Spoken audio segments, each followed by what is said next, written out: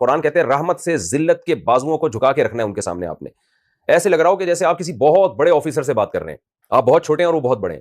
تو اور نبی صلی اللہ علیہ وسلم نے فرمایا کہ احق الناس بحسن خلقی کا امک، او کما قال صلی اللہ علیہ وسلم, سب سے زیادہ میٹھے انداز سے جو بات کرنی ہے وہ ماں سے کرنی ہے. اور حدیث میں آتا ہے کہ ماں کا حق باپ سے حسن اخلاق میں 3 گنا زیادہ ہے.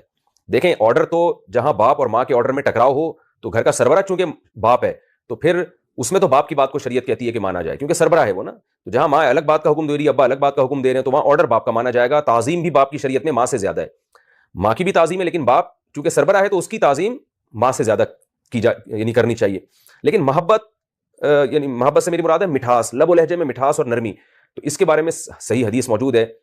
صحابی نے پوچھا من احق الناس بحسن خلقی, یا رسول اللہ میرے سب سے اچھے اخلاق کا مستحق کون ہے؟ اخلاق سے مراد کس سے میں سب سے میٹھے لہجے میں بات کروں؟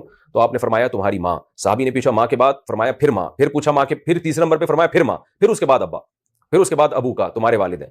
تو اس لیے آپ والد سے بھی بہت میٹھے لہجے میں بات کریں, اور جب بات کریں تو آپ اپنے کلام میں 1 چمچ چینی گھول دیں, اور جب آپ اماں سے اپنی بات کریں, والدہ سے بات کریں, تو اس کلام میں 3 چمچ چینی گھول دیں. آپ اتنا میٹھا کلام ہونا چاہیے.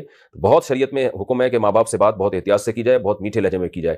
اور اگر کبھی بدتمیزی ہو جائے, کیونکہ ہمیشہ رہتے ہیں ساتھ تو کبھی ہو بھی سکتی ہے, تو قرآن کہتا ہے فَإِن إِن تَكُونُوا صَالِحِينَ, اگر تم نیک بننا چاہو گے, فَإِنَّهُ كَانَ لِلْأَوَّابِينَ غَفُورًا, تو توبہ کرنے والوں کو اللہ معاف کر دیتا ہے. کبھی اونچ نیچ ہو جائے تو استغفار کریں, اس کو دل پہ لے کے نہ بیٹھ جائیں کہ پتہ نہیں کیا ہو گیا ہے. تو جب گھروں میں رہتے ہیں تو اونچ نیچ ہو ہی جاتی ہے. نارملی آپ معمول بنائیں کہ والد اور والدہ کے سامنے چیخ چلا کے اونچی آواز سے بات نہ کی جائے. ان کے بہت زیادہ احسانات ہیں, اتنے احسانات ہیں کہ انسان تصور کرتا رہے نا اپنے ماں باپ کے بارے میں کہ ان کے اتنے احسانات ہو, جہاں اس کا تصور ختم ہوگا نا والدین کے احسان, اس سے اوپر سے شروع